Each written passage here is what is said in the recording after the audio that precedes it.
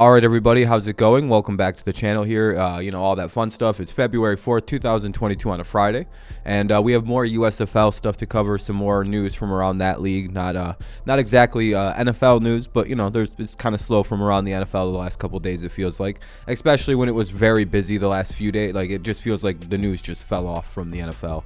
But hey, here we are. We have more football news in general to talk about. As in the last video, we named all the teams and we went over the brief history of the resurging USFL, kind of its own new little thing. We went over like the brief background and like all the fun stuff. Right now it's kind of a informational thing. You learn who the head coaches are. We'll go over like a brief like what their careers looked like, and like give our brief thoughts on them, but this is more just to tell you who they are and what they've done, and if they're like a notable guy. As we kind of said, Jeff Fisher probably has the most notable name. Todd Haley obviously coached in the NFL as a head coach, and Skip Holtz's dad is Lou Holtz. So yeah, all right. Up first, it'll be the Birmingham Stallions. Obviously, they're based in Birmingham, Alabama. They all play in Birmingham, Alabama, but it is what it is. For at least this season, it'll be Skip Holtz who will be the coach. All right. He's obviously he was at the Louisiana Tech Bulldogs. Okay, we'll go over his career. He was at Florida State as a graduate assistant, then at Colorado State as a wide receiver coach, then at Notre Dame as a wide receivers coach, and then at Notre Dame as the offensive coordinator, which got him a job at Connecticut as the head coach. That looks like it only lasted till from 94 to 98. Then he took the same. Okay, so at South Carolina, he was the assistant head coach and offensive coordinator. And then a couple years later, he was the assistant head coach and then the quarterback coach. In 2005 to 2009, he was the head coach of East Carolina. Then 2010 to 2012, South Florida. 2013 to 2021, so that was a long stretch. Was Louisiana Tech, and that was a long run. His father is obviously Lou Holtz. Let's see. Anything else significant? He has an overall of 152 and 121 losses. That's, he's 8-4. 8-4 in the championships. So that's not the greatest, but it's not, nothing significant, it looks like.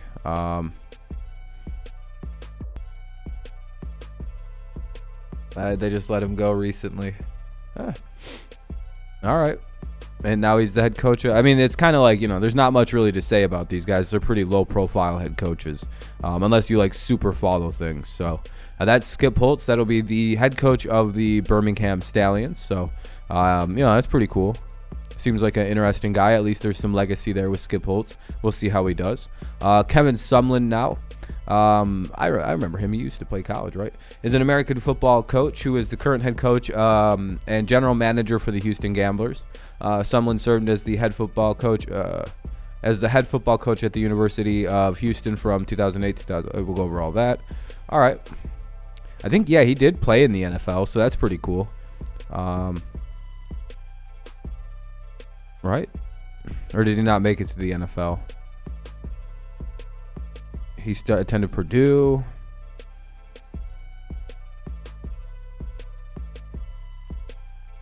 No, did he not make it to the NFL?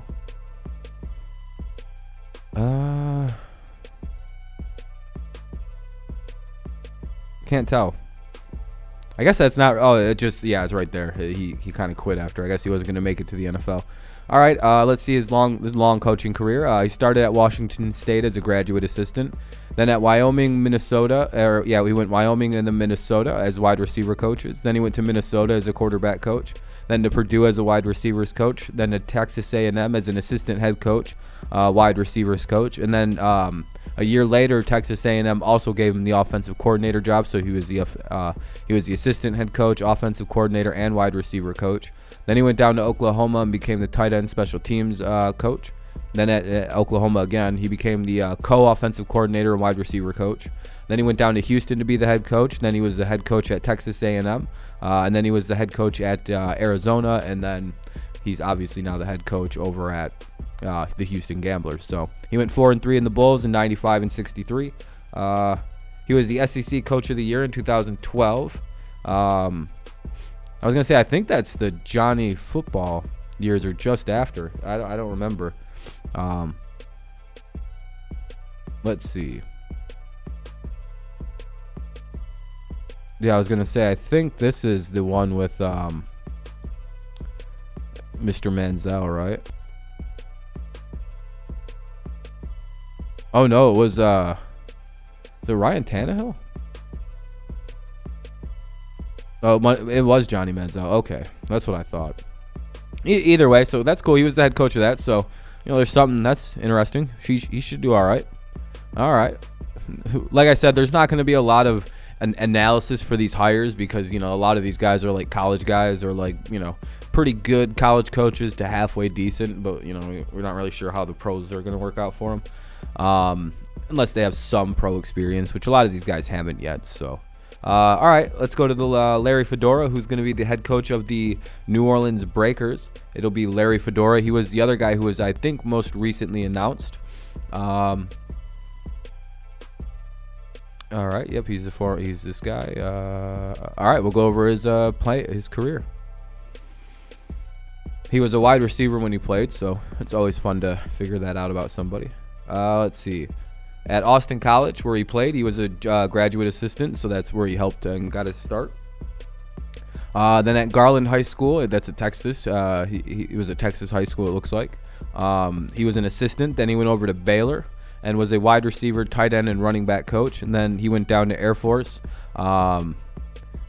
passing game coordinator and wide receiver at Air Force. And then at Middle Tennessee, he was the offensive coordinator. Then he went to Florida. He was at Florida for 3 years, it looks like. And he was the run game coordinator, running backs, and wide receiver coach. And then he was the passing game coordinator, running back coach, and wide receiver coach. And then he was just the offensive coordinator, running back, and wide receivers coach. So kind of a weird elevation of duties. And then he went over to Oklahoma State and became the offensive coordinator for a while. Then it starts the head coaching stint at Southern Miss. Then he went to North Carolina. Then he went to Texas as like a analyst type. I think he helped to like analyze. I don't really know, like just analyze plays, offense. I'm not really sure what that means. And then in 2020, he was the offensive coordinator and quarterbacks coach over at Baylor. So sounds like he's had a little bit more of a rough run than the other two guys. So he's kind of like the stinker so far of the coaches that we've looked at. He still has an above 500 record at 79-62, but he's 3-5 in the bowls. So it looks like a little bit of struggling in the bowls.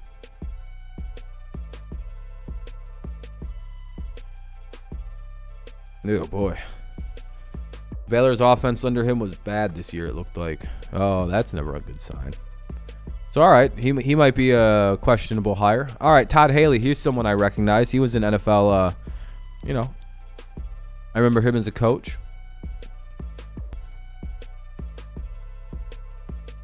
All right.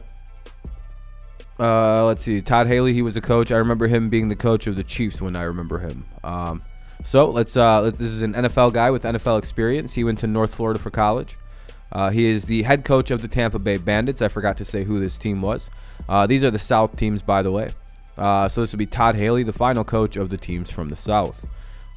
He was a New York Jets scouting assistant from 95 to 96, and then from 97 to 2000, he was a Jets wide receiver coach. And then from 2001 to 2003, he was a Bears wide receiver coach. And then from 2004 to 2006, he was a wide receivers coach for the Cowboys. And then from 2007 to 2008 is when he finally got his big promotion, becoming the offensive coordinator for the Arizona Cardinals. And then he got an even larger promotion in 2009, becoming the head coach of the Kansas City Chiefs. I don't think it went very well, but he was their head coach for a little bit, from 2009 to 2011. And then he went over, and then he got fired and went over to Pittsburgh, became their offensive coordinator from 2012 to 2017. Looks like he had a good run. And then he became the Browns offensive coordinator in 2018. And then he had to go to Riverview High School in 2020 to 2021. And now he's with the Tampa Bay Bandits as the head coach. That's kind of a rough ending.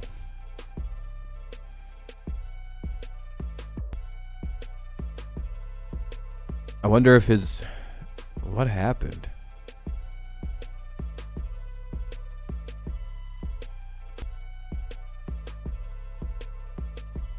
I don't know. Kind of weird. He has a little bit of an interesting career. but that's all right. I don't know. Let's look at his overall record. It's 9-26, not the greatest. 0-1 in the playoffs, and he's 19-27 as a head coach overall. He's 19-26 in the regular season. Not the best. Not the best. So we'll see how he works out in maybe a less demanding league. All right, we'll go ahead and move on though. So those are the 4 teams and their head coaches. We'll skip Michigan Panthers because obviously Jeff Fisher is kind of the name that stands out. New Jersey Generals, they have Mike Riley. Mike Riley is the head coach of the New Jersey Generals. So let's see what we got going on here. Played at Alabama. He coached there for a little bit. Let's see. At California and Whitworth, he was a graduate assistant. Then at Linfield, he was a defensive coordinator and defensive back. Then he was he played at Linfield. He was a coordinator and a defensive back. Oh, that's pretty cool. And then he played for the Winnipeg. All right, so I have to pay attention to this. He was a defensive back for the Winnipeg Blue Bombers from 83 to 85, and then he was a defensive coordinator for Northern Colorado. And then it just says head coach unless. So then he was the head coach of the Blue Bombers from 87 to 90. Then he was the head coach of the San Antonio Riders. And then he went over to USC from 93 to 96 as the assistant head coach, offensive coordinator, and quarterbacks coach. And then in 97 and 98, he went to Oregon State. And then it looks like in 99 to 2001, he was the head coach of the San Diego Chargers. And then he was with the New Orleans Saints after that as the assistant head coach and defensive backs coach. And then then he was the head coach of Oregon State. And then he went to from 2003 to 2014, he was the head coach of Oregon State. So that's where he was for a while. Then he went to Nebraska as the head coach, and then he went to Oregon State as a consultant. And then he was back in the football coaching career when he went to the San Antonio Commanders, so if you remember him from there. And then he's the Seattle Dragons offensive coordinator and quarterback coach. And now he's hired by the Jersey, So that's pretty good. Let's see. He went 112 and 99 in college, 14 and 34 in the NFL. Oof. 40 and 32 in the CFL. 11 and 9 in the WLAF, and 5 and 3 in the AAF. So he went 7 and 3 in bowls and 6 and 2 in tournaments. He was the Pac-10 Coach of the Year in 2008. So hey, not bad. He's not a bad coach. Certainly leaves the New Jersey Generals in really good hands heading into the season. I would say that's a pretty accomplished coach. Bart Andrews is the next coach. He's the head coach of the Philadelphia Stars. Is Bart Andrus. Quite the lengthy head coaching career already. So let's take a look and see what we got.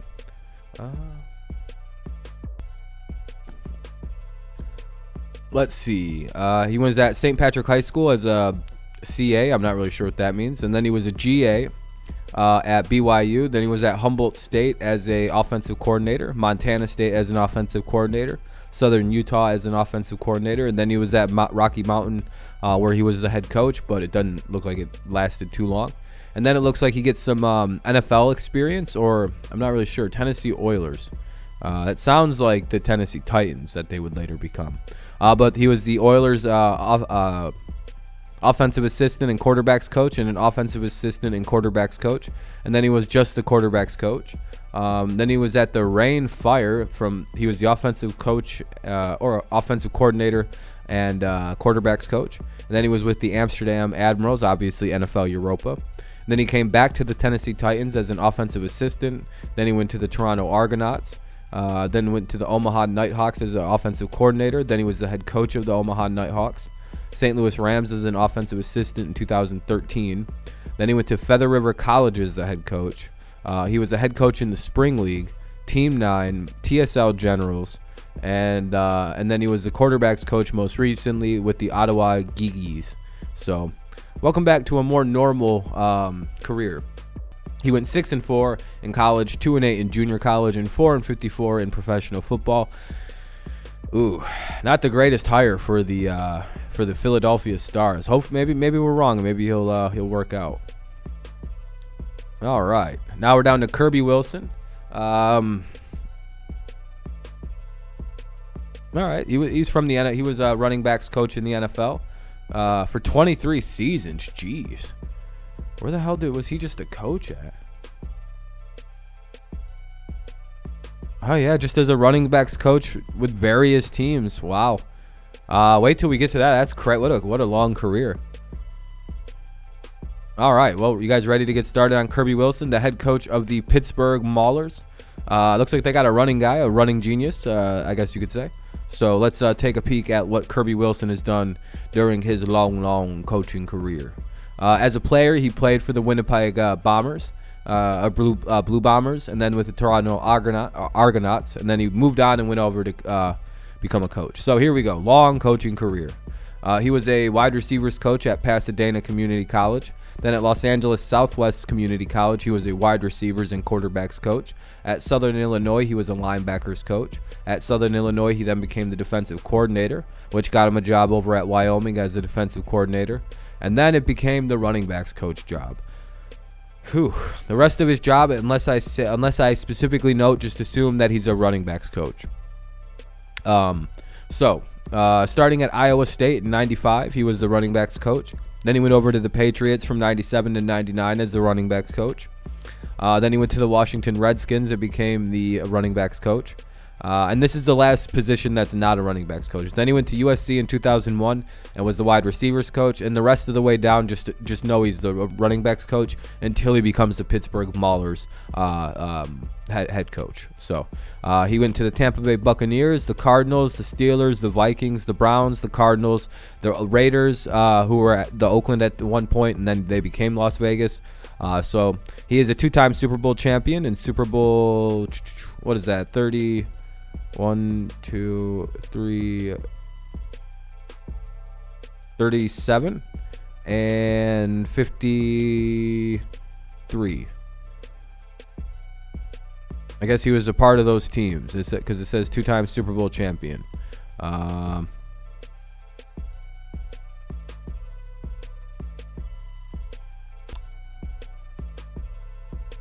Yeah, that's crazy. Well, good for him. Good for Kirby Wilson. It says two-time champion, and good for him. He's never really been a head coach before, so there's not really, it looks like, anything to run on. All right. Obviously, the more accomplished head coach is going to be Jeff Fisher, who's been quite the he had a decent run as an NFL head coach, and so it'll be the Michigan Panthers will have Jeff Fisher. Obviously, I think they kind of win in terms of who has the most promising head coach heading into their season. So let's take a look at the career of Jeff Fisher. Obviously, he played for the Chicago Bears from 1981 to 1985. Where did he play? What position? Was he a quarterback? No, what was he?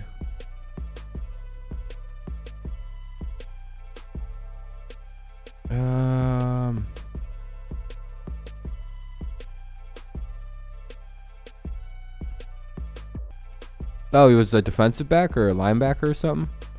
Can't tell. Either way, that's quite all right. Sounds like he was something on defense, though. Let's look at his coaching career. He was a defensive assistant in 1985 for the Chicago Bears. From 86 to 88, he was a defensive backs coach for the Philadelphia Eagles. And then for the Eagles again from 1989 to 1990, he was a defensive coordinator. Then was offered a job with the, at the time, the Los Angeles Rams in 1991 as the defensive coordinator. Looks like he had to take a step back in 92 and 93 and became the defensive backs coach for the 49ers. Looks like he then went over to the Houston Oilers, became the defensive coordinator and interim head coach in 94. The Houston / Tennessee Oilers / Titans. In 95 through 2010, he was the head coach. So for quite a long time, that's 5 and then another 10, so 15 years as the head coach of the Houston / Tennessee Oilers / Titans. And then he was the St. Louis, Los Angeles Rams head coach from 2012 to 2016. And then he was the advisor at Tennessee State for a little while. And now he's back as the Michigan Panthers, guy. I believe he won a Super Bowl with the Rams, Super Bowl 20. So that's really good. He was a Maxwell NFL Coach of the Year, so that's pretty good. He's in the Titans Ring of Honor. He has 5 career interceptions, so that's pretty good. Dope. 5-6 in the playoffs. He went 178, 171, and 1 in his career. Regular season was 173, 165, and 1. So yeah, those are pretty much it. That's pretty much all the coaches. I don't know. Let me know what you think down below. What team has the advantage in terms of coaching? Which team kind of has the most underrated coach? For me, I would say Jeff Fisher's the biggest advantage.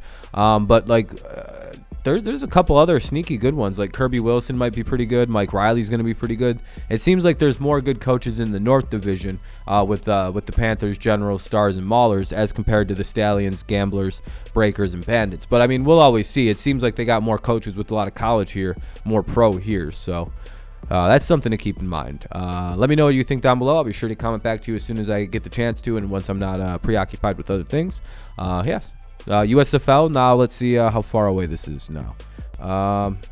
USFL2.com. We are 70 days, 4 hours, 21 minutes, and just 35 seconds and counting away from the inaugural season of the USFL. Are you excited? I'm indifferent. I don't really give a shit, so. All right. Actually, I'm pretty stoked. I always like a chance at some spring football being viable. So, yep. All right. I'll see you guys next time I see you. Thank you so much for listening. Leave a like, subscribe to the channel if you're new around here. Both help us grow. Leave a comment down below, and I'll be sure to get back to you when I can. All right. Thanks a lot. Have a good rest of your day, night, morning, whenever you listen to this. Peace out. Bye-bye.